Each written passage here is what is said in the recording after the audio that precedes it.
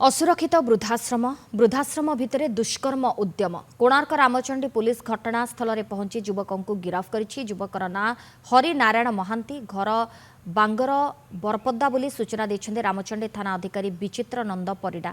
युवती जनक अणओडिया बेले वृद्धाश्रम भितर प्रथम थर एपरी घटना घटी। युवती जनक घर अलिया सफा कर बाहर फोपुवा बेले यार सुजोग नहीं हरिनारायण ता उपरे लोलुप दृष्टि पकाई ताकू दुष्कर्म उद्यम करथुबा रामचंडी थाना रे लिखित अभियोग होइतिला। पर रामचंडी थाना अधिकारी पहुंची युवक जन को आनी थाना रे अटक रखिछथि।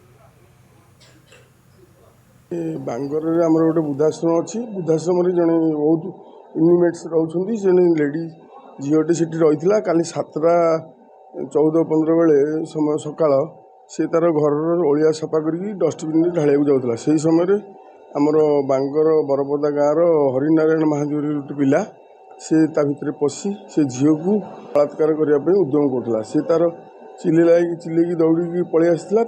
खबर पाई आम पाखे जो रिपोर्ट है आम जाइलु से पिला को सेठू धरिकी आनिकी रखी रिटेन कर दफारे अटक अच्छी आम आज कोर्ट फरवर्ड करूँ।